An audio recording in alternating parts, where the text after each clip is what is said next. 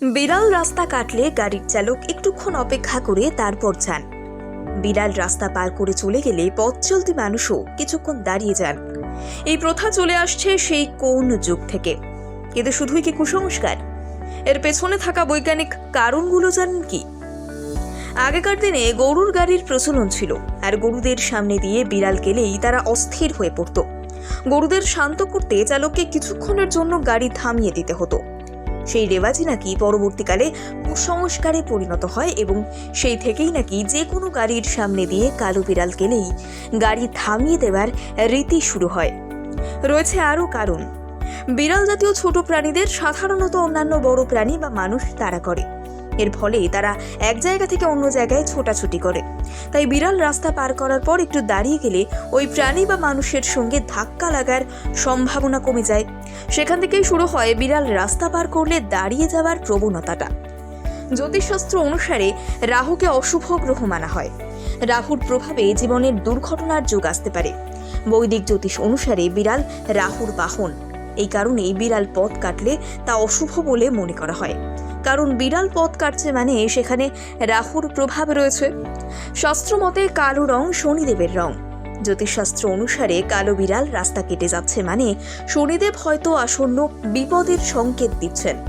কাজেই চালক দাঁড়িয়ে যান। অন্য কেউ সেই রাস্তা দিয়ে যাওয়ার পর তবেই চালক যান। এর অর্থ হলো অশুভ সবকিছু সেই ব্যক্তি বা জন্তুর মধ্য দিয়ে চলে গিয়েছে। গ্রিক মাইথোলজি অনুসারে জিয়াসের স্ত্রী হেরা একবার তার পরিচারক গ্যালেন্থিয়াসকে কালো বিড়াল বানিয়ে দিয়েছিলেন। এরপর গ্যালেন্থিয়াস ডাইনিবিদ্যার দেবতা হেকেটের সহকারী হিসেবে কাজ করতে শুরু করেন।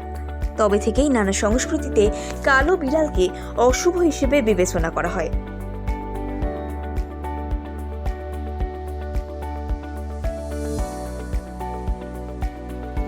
বিড়াল রাস্তা কাটলে গাড়ির চালক একটুক্ষণ অপেক্ষা করে তারপর যান।